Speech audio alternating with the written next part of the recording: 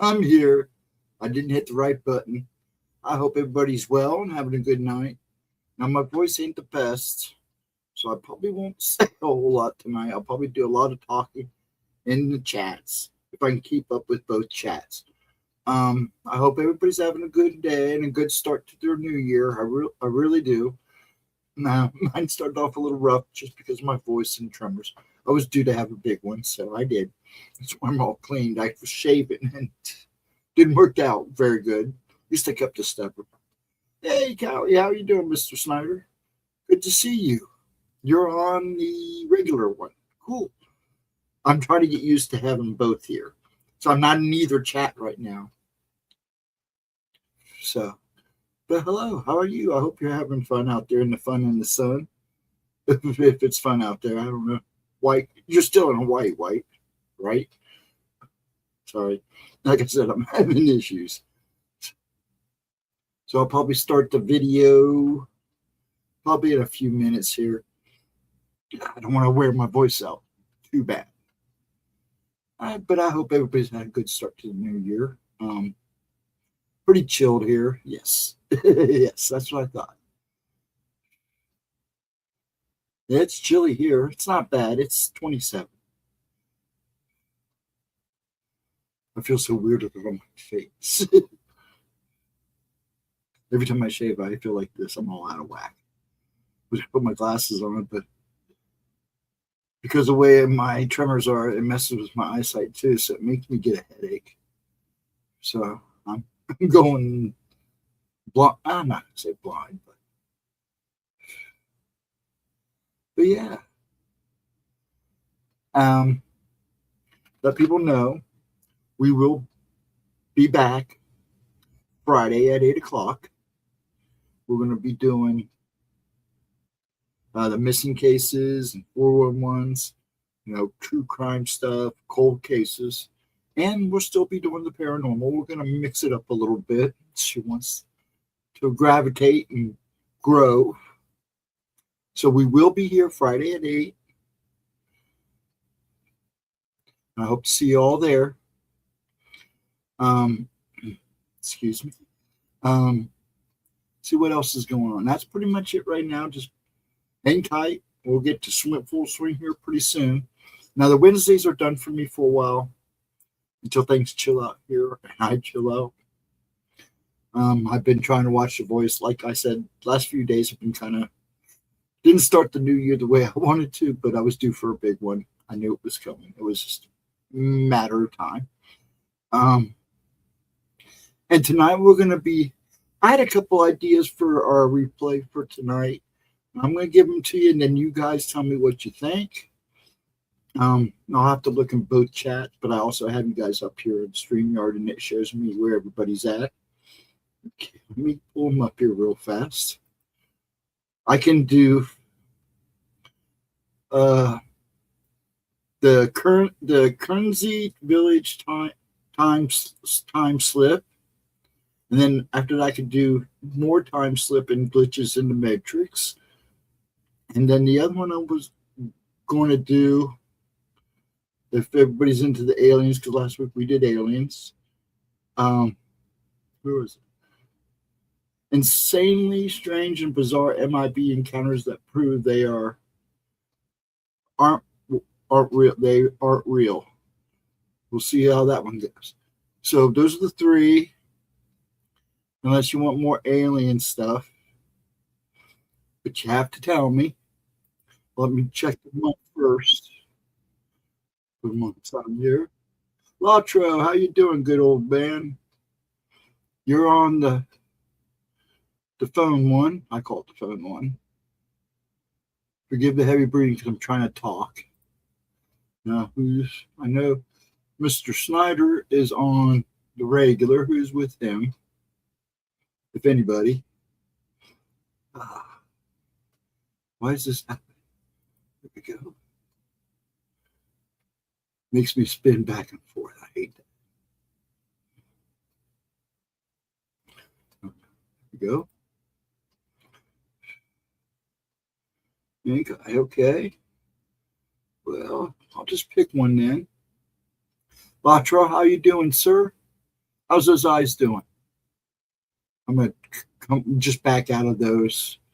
I'll just have to be careful how much I talk. It's too hard to go back and forth.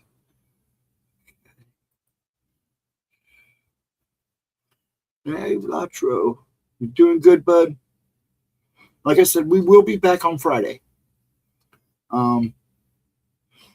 Now, folks, remember, there might be shows where I may not say a lot, and I will say that until I get in and get everything done. And even then, I can't guarantee how good my voice will be. Doing okay, all this, dude. Oh, good man. Good man. Been keeping you in my thoughts, dude. That's good, though. You're starting to get back to normal a little bit. I hope so. Let me get this one ready. I'll just go ahead and pick one. Let's do the Kensley first, since we have two of them that'll go together. Get that ready to rock and roll. There we go. Okay, that one's pretty much ready to go. So all I have to do is tag. Okay. Oops. 1 second. There we go. But yeah, I'm going to start them here pretty soon. Like I said, I'm just kind of keeping tabs on the old voice. And let's see what else is going on. Gemma's a relative's having fun night with bingo. I guess she did pretty good. She won a nice little troll setup. You know, her and trolls. So, or gnomes, or whatever you want to call them. Gnomes, I should say gnomes, right? Yeah, gnomes. Not trolls or gnomes. So, yeah. It was pretty cute. If you have TikTok, she's got it on there. They pretty cute little setup. I'll be busy 5 minutes. Oh, you're fine, Latro. You do what you need to do. I'm going to start this. Like I said, I'm going to kind of keep my voice down. I'll do my best to bounce back and forth through the chats. I don't have my other screen up. It's got to be a hassle for a moment. And I'll try to keep up with everybody, and I will keep an eye on the StreamYard because it tells me where everybody's at. And if I see somebody ask a question, I'll just go to that space and talk and answer. And let me get this baby rocking and rolling. And let's go ahead and get this started. And thanks, folks, for being patient with me. Just be patient. And let's get this baby rocking. Make sure I can share. Okay, let me do that first. There we go. All right, here we go. Let me set her up in full size. Now, if you guys have problems with sound, let me know. What is up, you guys? Welcome back to my channel. And if you're new here, just welcome. My name is GemmaJadeYT. Today we are going to be discussing the Kersey Village time slip. As I continue my research into shadow entities, extraterrestrials, and all sorts of other entities that feed on us and who might very well be after our souls, I decided to take just a short time out and get into one of my other most favorite subjects for this channel and in general, and I will turn the sound off. So I've covered just a couple of these so far, and there always seems to be a really good response from you guys, and I simply find them fascinating, as I basically find everything that I cover on this channel, right? All things supernatural, paranormal, extraterrestrial, otherworldly, Gemma's world. Before we get into today's video, though, I just want to say that everybody that's been hitting me up for information or advice or wanting to talk about shadow entities or any other kind of phenomenon that you're dealing with, don't stop. That's totally great. Just be patient with my replies. Send it to my email if you want to set up a face-to-face video call. Email back and forth with me. I have no problem helping you guys out to the best of my ability. My email information will be in the description box, and I'll let you guys know at the end of the video.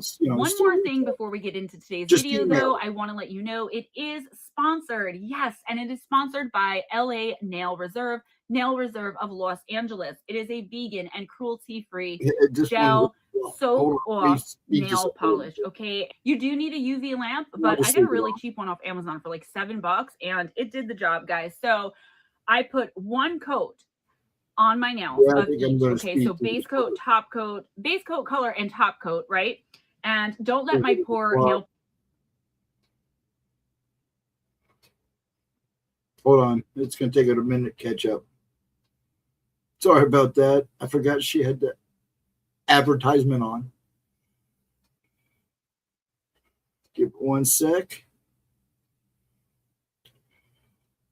And it's old. That stuff was, she said after she used it a couple times, it was just a nightmare. Don't let that stop you. In the description box, you will find a link to Nail Reserve Los Angeles' site, and you will get 50% off your entire order with code GemmaJ, capital GEMMAJ. Guys, let me know if you go. Let me know what you order. Send me pictures, email, text me pictures of the colors that you choose, because I am definitely going to be going back there and getting some more colors. Thank you so much, Nail Reserve Los Angeles, for sponsoring not only this video, but the Gemma Jade channel and brand in general. I can't appreciate you guys enough. I feel so thankful and blessed. And thank you all for taking this couple of few minutes to listen to me discuss the sponsor, because that is how this channel is going to go forward faster and help me create better videos for you guys. A little nervous. Now, let's get into today's video and discuss what has come to be known as the Kersey Village time slip. So many of us have heard of time slips before, and maybe some of us have possibly experienced them before, knowingly or not.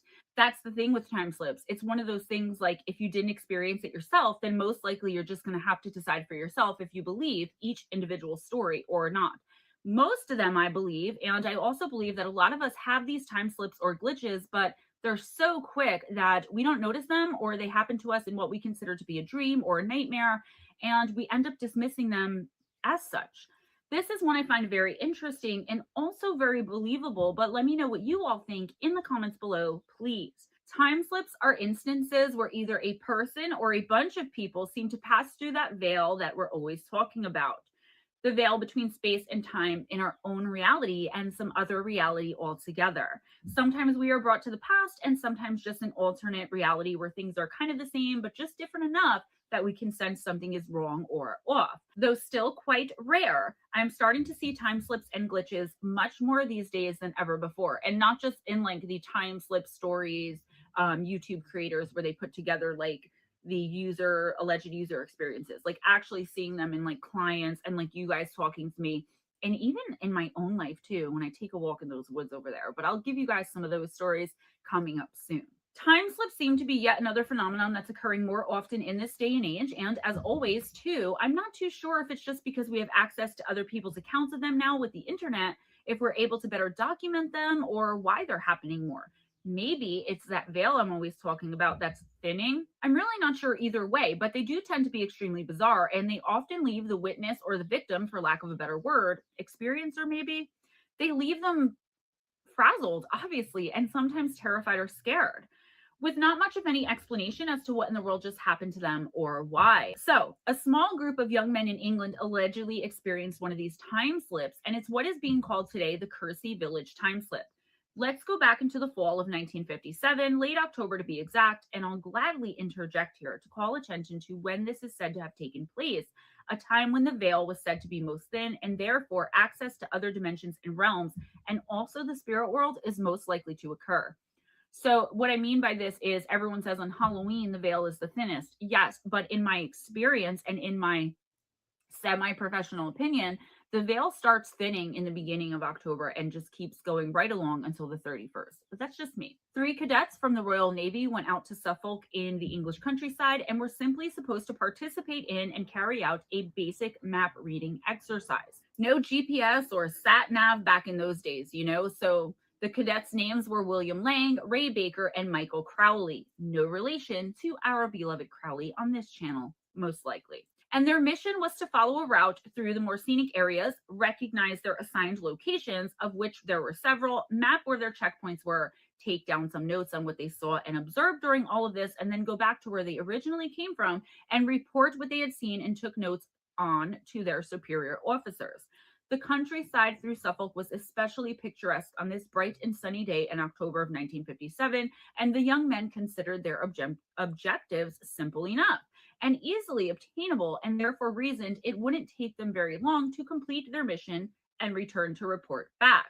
Along their way, they passed the hamlet of Kersey, which at the time was a delightful and endearing little village, which was populated by only a couple of hundred residents, if that. Kersey was also well known for its rural streets and buildings left over from actual medieval times.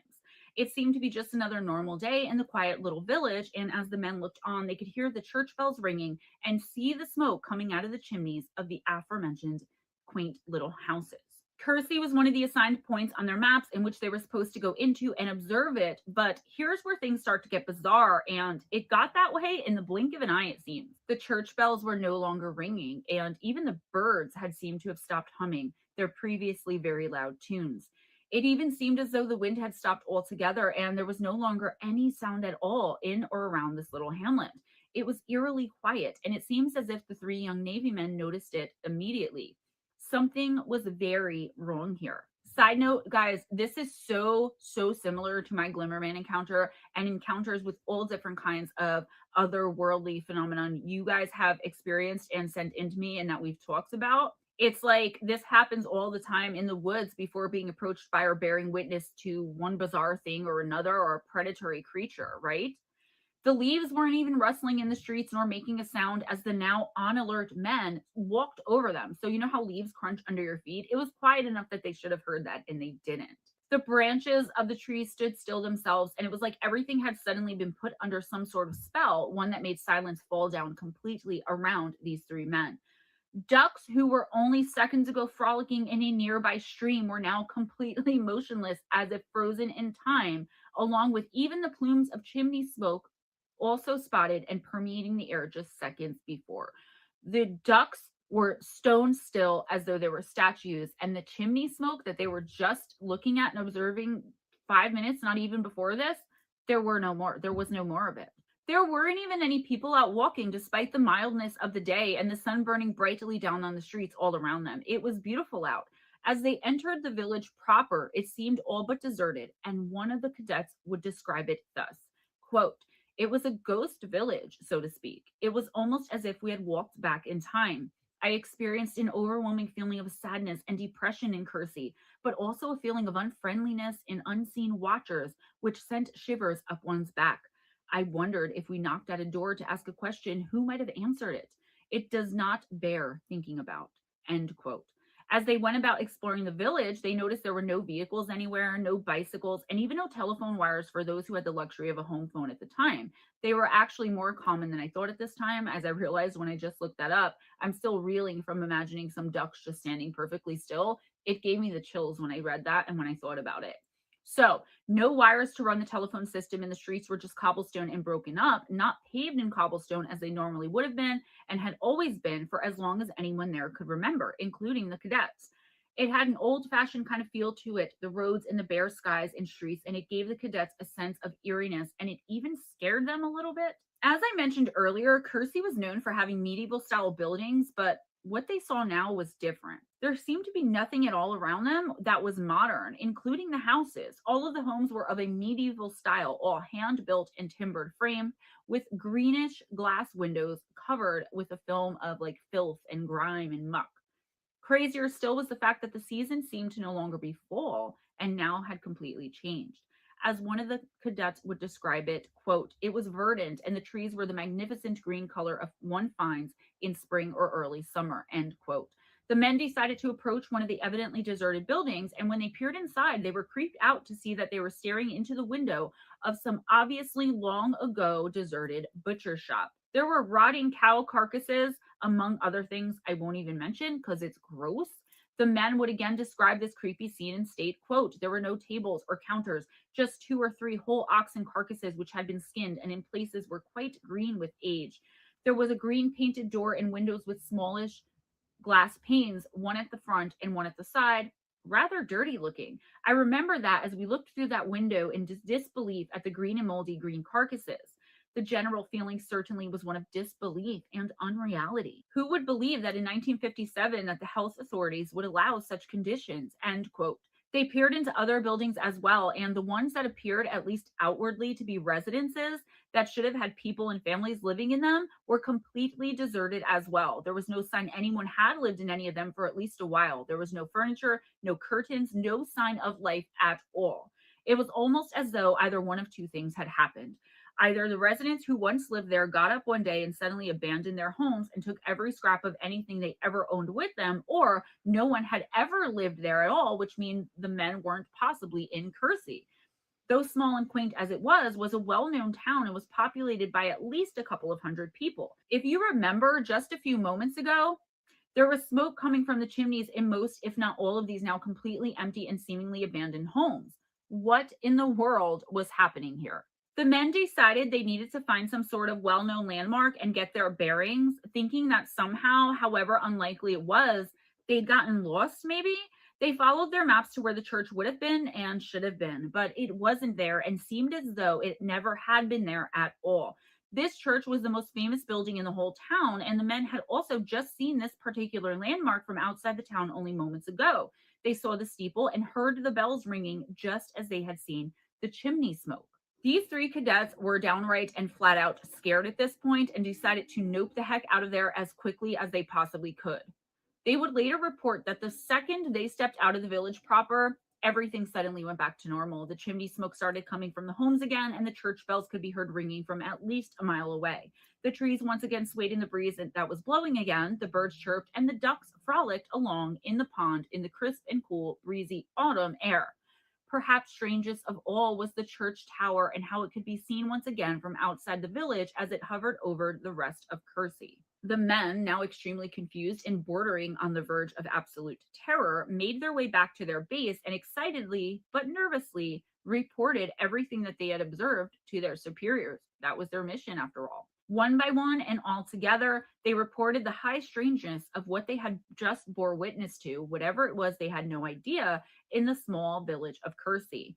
Their superiors just shrugged it off, and although they confirmed the three cadets had in fact reached Kersey, as it was evidenced by the marks they had made on their maps and the notes they had taken along the way, their accounts of all the strange happenings and everything else were simply brushed off and not given another thought, as was usually the case back then, especially with the military in the 1950s and 60s. I mean, be that as it may, the men who experienced all of it couldn't stop thinking about it, but what could they really do? They were simply ignored by anyone who would listen, and their superiors kept telling them to just forget it and not to talk about it anymore. So they did, or at least they tried to forget as best as anyone can something like what they had witnessed. In the 1980s, though, a paranormal researcher named Andrew Mackenzie, who was an investigator for and a member of the Society for Psychical Research, received a letter from two of the cadets, William Lang and Michael Crowley. Obviously intrigued, Mackenzie met with the two men and even went to the village with them so they could show him where everything had happened and better explain what they had experienced that fall day so long ago, yet so vividly fresh, still in both of their minds. The more the men explained to Mr. Mackenzie, the more convinced he became that they were telling the truth and that they had witnessed not only something possibly paranormal, but also something truly spectacular as well. Remember, this happened in the late 50s, and even in the 80s, when they brought Mackenzie into this type of thing, it wasn't very common, and if it was, it definitely was not commonly talked about. Glitches in the Matrix just weren't a thing yet. Andrew Mackenzie was an investigator after all, and as much as he wanted to believe the former cadets at just their word, he couldn't take what they were saying at face value, and so he looked deeper into it. What he found was absolutely fascinating. It turns out what the men had witnessed was very much historically accurate. The building with the deserted cow carcasses had in fact been a butcher shop at one time. However, in 1957, when the men were visiting, it was supposed to have been a private residence. Other observations William and Michael had recounted and claims they had made also historically lined up with the history of the town. It was considered information not likely known to the two cadets at their age and at the time. There was no internet, there was no Google, and therefore how would these young cadets ever even know the location of a random butcher shop that hadn't been there for decades, centuries actually, or what the whole place would look like before the famous church was even built? Why would these young men even care about such a thing? Eventually, after wholeheartedly believing that the men had in fact experienced a time slip, Mackenzie was even able to pinpoint exactly what time they had slipped into. It hadn't been decades after all, but like I said, it had been centuries. The seemingly total desertion of the village and the fact that the tower hadn't been built yet led him to surmise that the men had slipped back into the 1400s. In Kersey, when it had been devastated and absolutely wiped out by the Black Death, or more commonly known here in the United States, the Black Plague. Ever research the idiotic reason that horrific plague had to happen to all of those people? It had to do with the killing of cats because of a version of satanic panic to rival what happened in the 80s here. But if you want more on that, let me know, and I will happily do a whole video on it. It's very dumb, but also extremely fascinating, the domino effect of killing cats in a time when rats and nastiness were rampant. Anyways, yeah, the three cadets had inadvertently traveled back into the 1400s. Andrew Mackenzie even included the cadets' experience in a book he wrote in 1997 called Adventures in Time, which contained nothing but examples of time slips just like the one the cadets had in Kersey. Skeptics say that glass, especially green glass, would have been far too expensive in the early 1400s, so it's unlikely that most, if not all, of the buildings would have used it for windows like we do today, or like they most certainly did back in the 1950s. It was also brought to light, notice the quotations, the meat was very expensive and a luxury, and therefore there wouldn't have been so many cow carcasses as the cadets described in a small butcher shop for such a tiny little hamlet as Kersey was in the 1400s and in the 1950s. After all, it was even smaller and less populated centuries beforehand. Is there a rational explanation, or did these men go through a time slip and end up in the 1400s? There is absolutely and obviously no way we could ever know for sure, but I'll certainly let you all in on my opinion, which is probably no secret at all, and say, hell yeah, they did. And perhaps, despite the glass windows and extra rotting carcasses, I believe that they did indeed move through time somehow. How? I don't know, but to possibly explain the glass windows and carcasses, I'll posit this. Perhaps, just maybe, they weren't actually transported there, but were shown the devastation left behind by the Black Plague for whatever reason. I don't have a clue. So maybe the butcher's meat was exaggerated, or how do we know Kersey didn't at some point supply meat to surrounding towns and villages or something like that? Maybe there were farms nearby, or maybe Kersey was farmland back then and grew cows. I don't know. And maybe, just maybe, these three Royal Navy cadets weren't material experts and just thought what they were seeing was glass. It had, after all, been covered in grime and dust and whatever other muck was there, right? So how would they really know? I don't know, guys. I'm just giving you all my opinion. Please feel free to give your opinion respectfully in the comments, because I am really looking forward to hearing them. That's all I have for you today, guys. Please give this video a big thumbs up if you enjoyed the content, if you enjoyed hanging out with me, if you enjoy time slips. Please subscribe to the channel if you haven't already. Go on over and subscribe to Moon Bear Oracle, my kind of up-and-coming project, work in progress channel. I appreciate all of you guys who are over there supporting me, even though there's not much content coming yet. I am getting there. Let me clear that. Get down to small size. I don't want to scare anybody. Okay, hold on 1 second.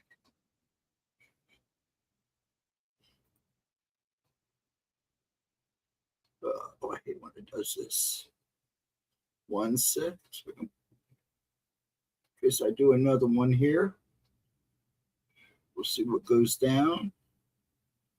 Hope everybody enjoyed that one. Where are you? Take this. Makes me start all over. I've been doing them straight from her catalog because she gets the view count for it, instead of me downloading them and then playing them. She gets this way. She gets the view.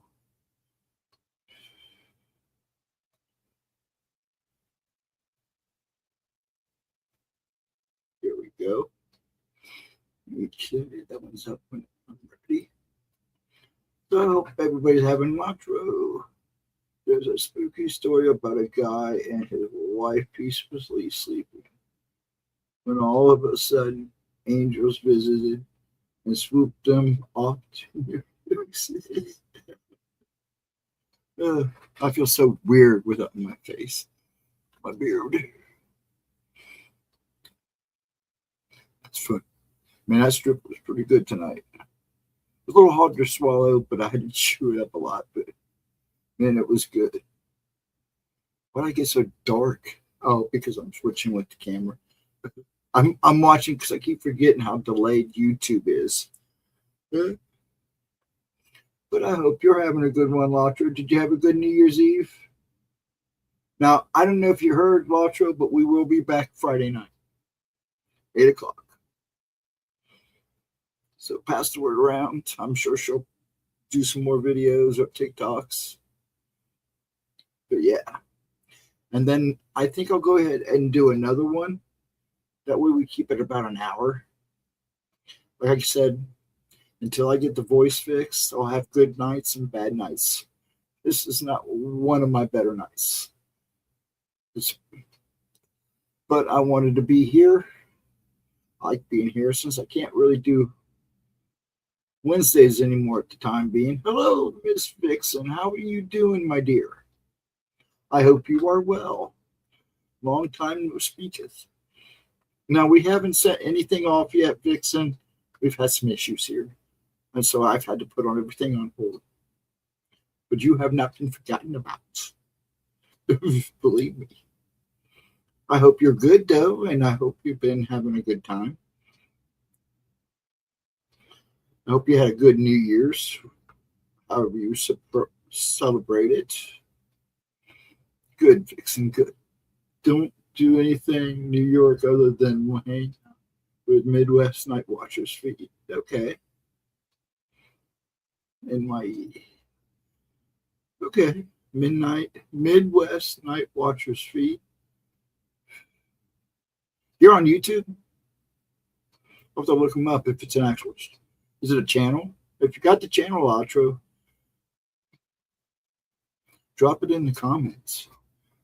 Or if you can't, I don't know if it'll let you put it in the chat. I got to sit down and tell her to make some people, give some people, because Vixen needs to get her a wrench too. That Kai was here for a little bit. Vixen, you must be on the other one. I can see you, hon. I'm just not in the other chat since we have 2 chats now. Latro's in the phone chat, and you're in the regular chat. I don't know if Kai's still there or not. I hope he is. If not, that's okay. I know there's a lot going on, and he's still be a little bit behind on time. He's out in Hawaii. They had a possum drop from GA. Oh, really? How funny.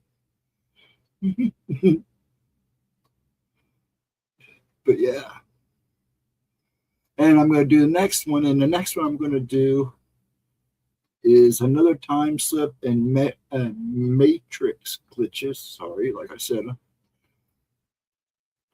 Hello, good folks. At midnight, at Midwest Night. Okay, I'll check that out. Thanks, Lotro. I will check them out. I like new channels. Big chance that I might have already known about them. I won't know it until I see it. I've seen so many. Now I have to cut back, and then YouTube also gets rid of channels for you too. So make sure you check your subscriptions.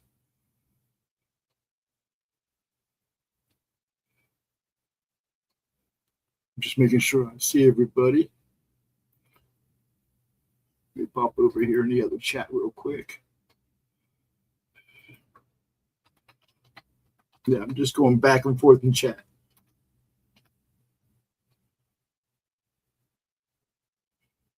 There you go. So you know I can see you, Vixen. Go back in the other one and go flip-flopping. All right. Well, if you guys want me to, I'll start this next one. I'll probably end at about 1 o'clock. And let's get this other one going. Please feel free to chat and have a good time. If you want to chat after, just make sure you say something after the next video upload. I'll let you guys chat for a while. I'll just kind of hang out. They're on the farm in North Illinois. Let me click on the other one. That's fine, Vixen. You can join in anyone you want. It is funny, though. I switch back and forth just to make sure I keep up with everybody. Let them know I see them both ways. But I see everybody in the StreamYard too. So my hair's getting long and I got rid of my beard. I look even weirder now. I love it. Won't take long for it to go back. I've already got stellar coming in already. So, anything exciting going on before I start this next video? Everybody having a good time, having a good weekend. Hope everybody has a good Sunday, but I'll say that at the end. Those coming and going, please make sure you hit that like. I'd appreciate it. Gemma would definitely appreciate it. Leave a comment too. If you saw a video on here that you like, leave a comment. Make sure you let her know. She does check YouTube, just not like she used to. Sometimes I have to remind her to go back and check at least the uploads. She got a lot going on, but we will be back Friday, 8 o'clock. Friday nights at 8. We'll be talking. We will talk paranormal, but we'll get in some cold cases and missing 411s and stuff like that. We're going to mix it up. Latra, you try and tell me you want the next one to be a UFO one? I can do that instead of another glitch or time slip. Let's see what I got here. If that's what you want, say yay. Who? Could you throw those UFOs up? There's Vixen.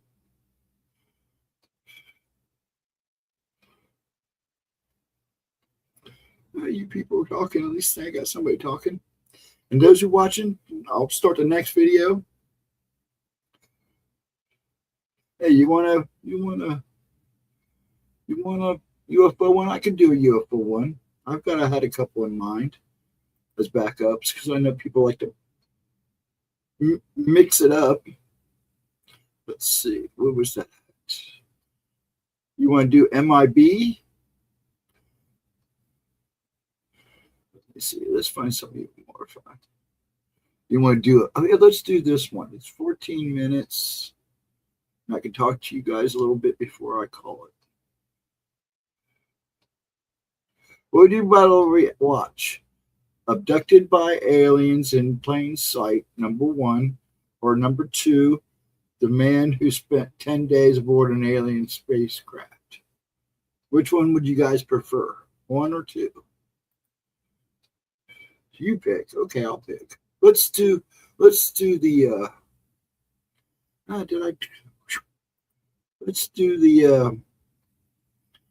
let's do the alien, the man who spent 10 days aboard an alien craft. And one who spent 5. It's 20 minutes long. It's 3 years old. Let's do that one. Okay. Paused it right when she had her mouth open. Funny. Okay, let me get this listed up here.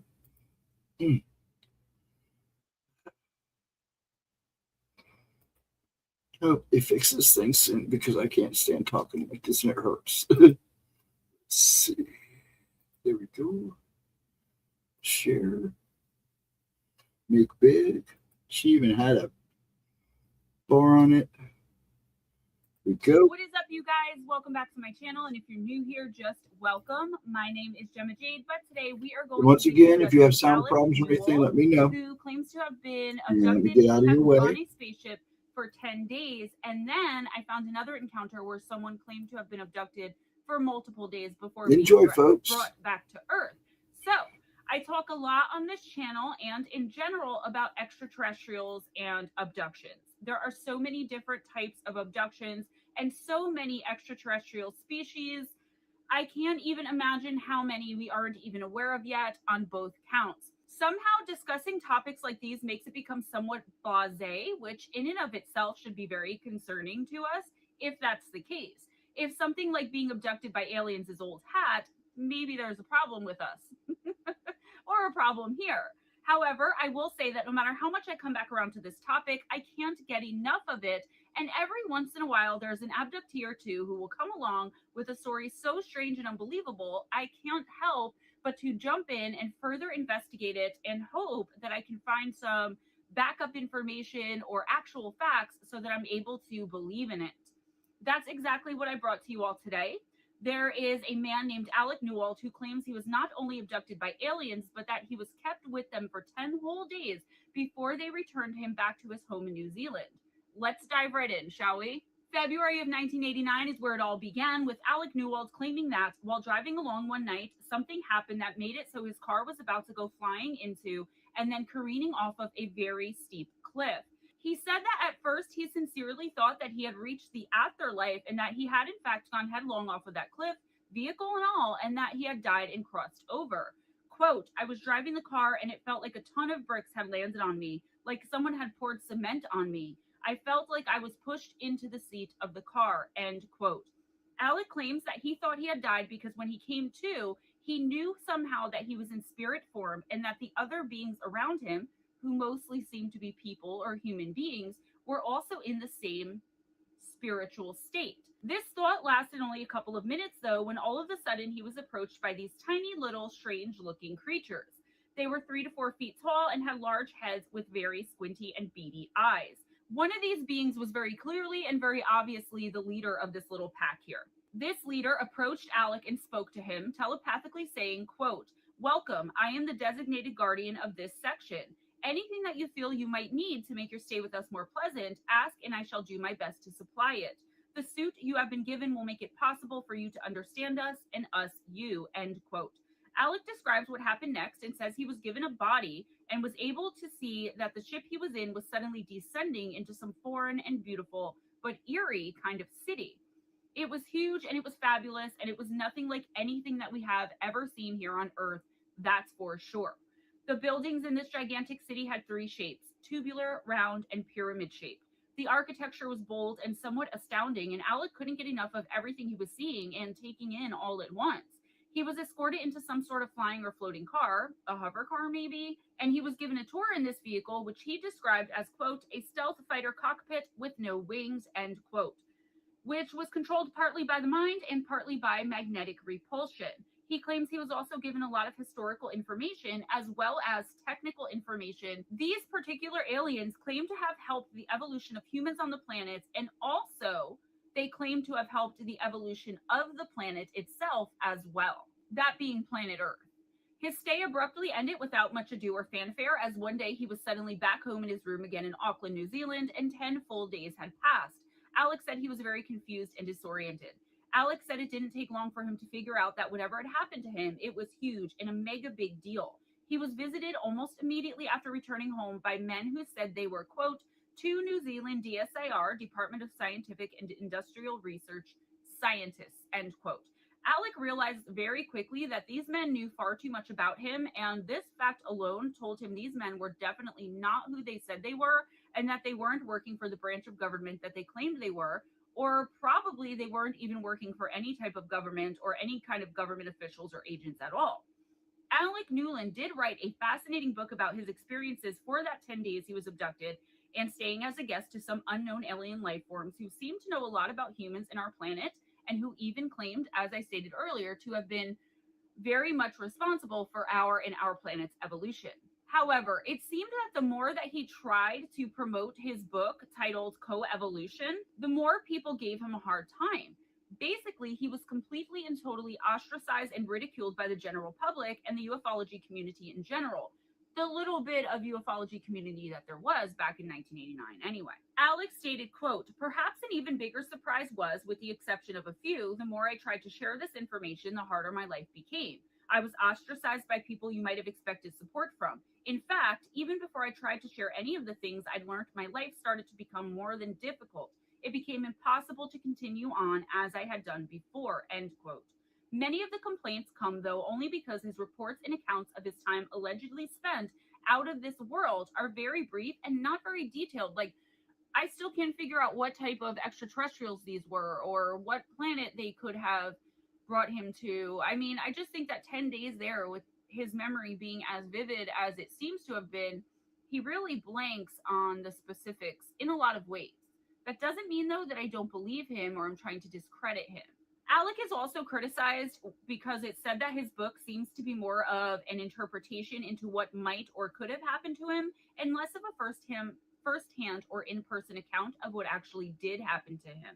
With the way the ufology field in this community is nowadays, though, it's said that Alec and others like him are geared to make a comeback. We want all of the information right from the source's mouth because nowadays we want to believe. It's not like back in the 80s or even the 90s. Alec's story and recounting of the experience he says he endured all those years ago hasn't changed, even if the community with which he is sharing it so drastically has. Quote, in relating the details of my own experience, I hope I can somehow convey to you that the unknown need to not be something to be feared. Personally, I am looking forward to whatever the future has to offer the human race, end quote.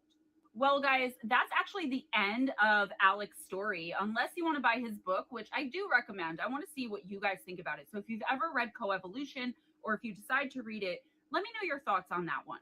I couldn't end the video 9 minutes in, and I knew this was going to be really short. So I decided to put this next encounter here because it's a very strange one as well, and it happened a really long time ago too. I was going to do an entirely separate video on it, but figured we could round out and end this one with it instead. In the early morning hours of approximately 2 a.m. on a cold January night, way back in the year 1954, while it was still very dark outside, something very strange and eerie was about to happen. A man named Armando Zuberon was in his car driving all along the twisted and winding back roads heading from Mexico City to Acapulco in order to be on time for an early meeting the next day with one of his business partners. At the time, this was no easy journey to take. The roads were deserted, winding, and rugged, and full of mountain passes. Armando was 100% focused and alert because he knew that one tiny wrong move or turn, and he would have a life-altering or life-ending accident. Despite reporting being fully alert and wide awake, Armando claims that suddenly and without warning, he was overcome by an intense and extreme tiredness that penetrated his very bones. He called it, quote, a hypnotic state of lethargy, end quote. This is where one of the most bizarre yet not really talked about abduction stories of the modern age started to happen. Because of the extreme exhaustion that randomly overtook him, Armando knew it was very dangerous if he continued driving while feeling this way, and so he pulled his car off of the road and stopped. He just wanted to relax for a couple of moments and get his bearings before he continued on with his trip.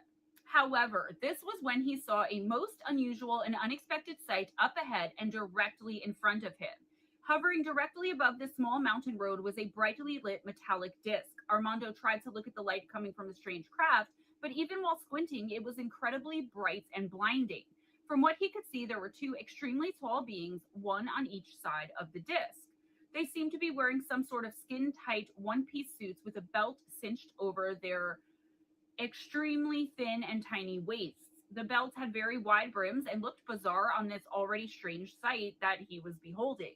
Though they were still sort of blocked out by the brightness, they also seemed to have very long and flowing hair on their heads.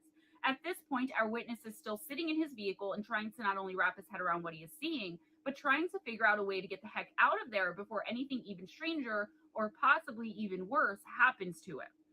However, he said that as soon as he thought of leaving or taking off out of there, he was overcome with the urge to exit his vehicle and approach the strange figures and the craft itself.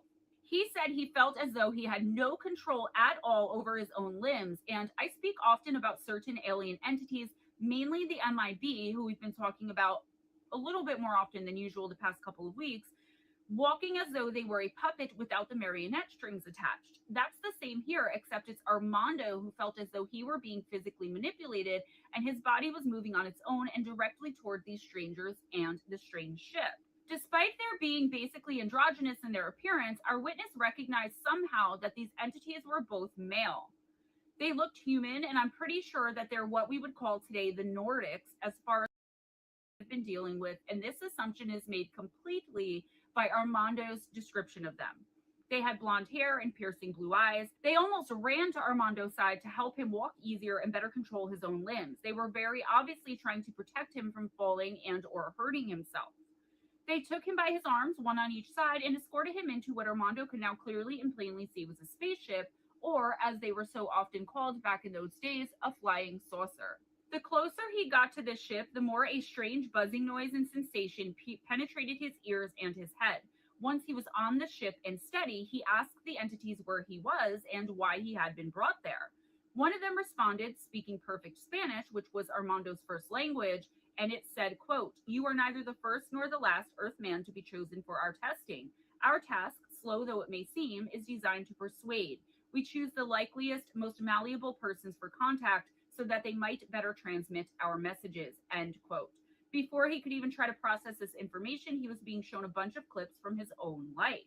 He said it was almost as though it were a dream, but it was his life and being shown to him somehow projected right onto one of the walls of the giant ship. They didn't hold back either. There were some extremely intimate moments that any human being would be shocked to have to sit there and watch, especially given the extraordinary situation he was already in. Some of the images were from events or times that Armando didn't even barely remember until he saw it playing out there. During this little life review scenario, Armando said he drew the absolute conclusion that these beings had either been watching him for a very long time, could read and have been reading his mind, or both. The images stopped just as suddenly as they had started, and this is where a witness was given a tour of the ship. He was informed that they were no longer on Earth and that they were in fact very much further out along the solar system. Our witness said he felt no acceleration or movement of any kind and was therefore shocked by this revelation. He asked the entities why this was, and they explained to him that they used something called a, quote, gravity repulsion system, end quote. The spaceship neutralized any debris or anything else in its path, and they even let him look out of a circular window or a porthole. He could see nothing but a deep and black darkness underneath a sea of gray mist and nothing. He asked them if they were going to visit their home planet and was told no. For the next several days, Armando claimed the ship just sailed and cruised along, allegedly far out in the galaxy somewhere. In this short period of time, Armando says that he was able to learn how their ship worked and all of the ins and outs of how they traveled the way they did/do. He spent basically the entire time with the extraterrestrials who, let's face it, as nice and as accommodating as they were technically and actually his captors. He admits to having been very confused by a lot of the tech on the ship and that he was especially fascinated and somewhat perplexed by their bathroom facilities. Quote, "I shall never be able to forget it. The bathroom was a new and unimaginable experience for me. Standing upright, facing an angle of the wall filled with tiny holes, I was covered in warm air, and as it grew stronger, it became transformed into damp air, impregnating my skin like a warm, wet breeze. When I was completely drenched, I was offered a sort of liquid soap, which I rubbed all over myself from head to toe. Standing once more before the warm air sprinklers, I felt the soap begin to evaporate and my skin become completely clean. The air then ceased to be damp, turning dry and warm instead of becoming colder until agreeably cool," end quote. Our witness had all of his meals with the beings and described the food as being mainly the same as on Earth, only much tastier and seemingly much healthier.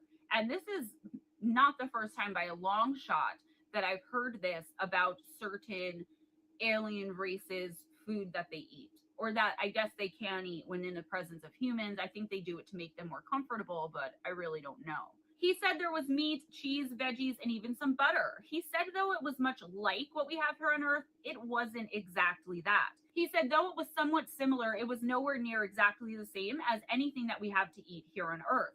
He explained that though there was meat, it was from no animal he had ever heard of, and though there were veggies and they were fresh, they were not of any type he had ever come across or eaten before. Everything he ate was accompanied by this kind of milky-like substance, which the beings told him was their main source of sustenance and that it came from their home planet. They told him they ate many fruits and veggies from here on Earth and that they were also a huge part of their own diets. They loved mangoes, for one thing, and specifically. They also explained to Armando how they got the food off of the Earth and into their ship. It was allegedly beamed up into the ship by some sort of telepathic means of communication with the energy on Earth or an entity on it helping them, I'm not sure which. That being, I'm not sure if some human or another alien stands below the ship and hovers the fruits and vegetables into it, or if the beings themselves just lifted aboard the spaceship from the inside. I guess that's neither here nor there, but you guys know me. This is the kind of stuff I think about. Armando said that during the course of his stay, he had had many discussions with these seemingly mild, peaceful, and extremely benign beings, and that through the course of these discussions, he learned that their average lifespan is 250 years. In their society, everyone and everything is treated as an equal, with there being no class or status quo. Their way of life was based on something sort of akin to what we would think of as a religion here on Earth. They believed in a being they either called the Master or the Beloved Number 9, and that this being or entity has kept their civilization and culture alive and thriving for millennia. This being creates and keeps the harmony in their society. Eventually, after what he would later discover was 5 whole days, Armando's time with the beings came to a very abrupt end. They brought him back to Earth, back to his car, and back to a world where he wasn't sure he could survive now that he had all of this additional information about out there. His car was still right in the spot where he had left it, and he said goodbye and thank you to the beings, his hosts for those 5 days and 4 nights. After bidding them farewell, Armando somehow just continued right along his journey and headed to Acapulco to meet his business partner. Even though it had seemed like it had been 5 whole days while he was on the ship, he quickly became aware that here on Earth, only 90 minutes had passed and that he would definitely still make it with time to spare to his meeting that same morning. Even stranger still was that 15 years after all of this allegedly happened, in 1969, Armando was driving to Mexico City and picked up a hitchhiker. This is completely relevant due to the fact that this hitchhiker wasn't your average man. He was a tall and thin man who had blonde hair and super intense and bright blue eyes. The hitchhiker would come forward, according to Armando, completely unprovoked, and admit that he had been one of the crew members aboard that ship all of those years ago, which had basically abducted Armando. Armando would never tell what he and this hitchhiker companion talked about after that, though he does admit they had quite the conversation. In the 1950s, there were so many reports of encounters with or abductions from these so-called Nordic aliens. They were always described as appearing somewhat angelic, tall, slim, and with blonde hair and piercing blue eyes. Could they all be somehow connected? Why don't we see these types of abductions that often, if at all anymore, in the 21st century? I'm not saying that we don't ever have encounters being reported with these aliens specifically, but it's hardly how it was back in the 50s. So, who or what did Armando encounter that night? For what purpose and or to what end?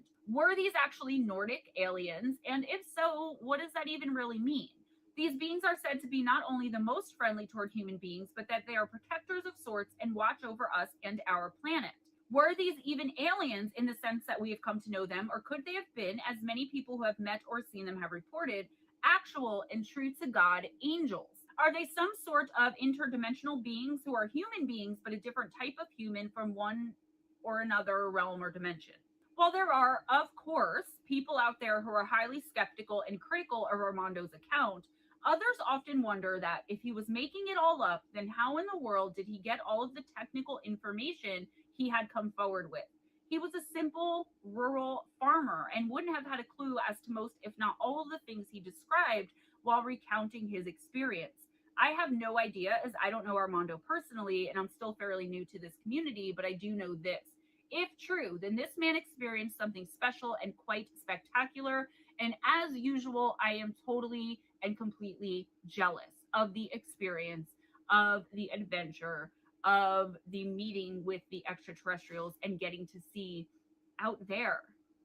That's all I have for you today, guys. Please give this video a big thumbs up if you enjoyed the content, if you enjoyed spending this time with me and hanging out. Subscribe if you haven't already, and please spread the love by sharing this video.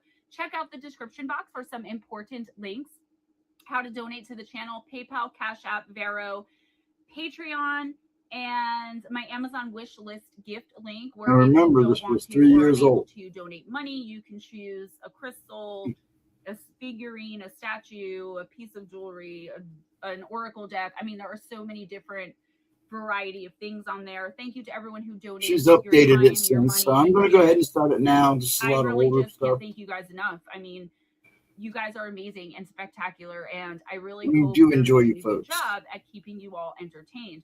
I've hit a few snags on that business website, but I did pay for it in full, so it should be up and running very, very soon. It's not the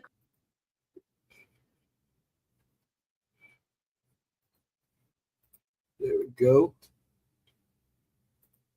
There we go. And I had a troll. That's all right.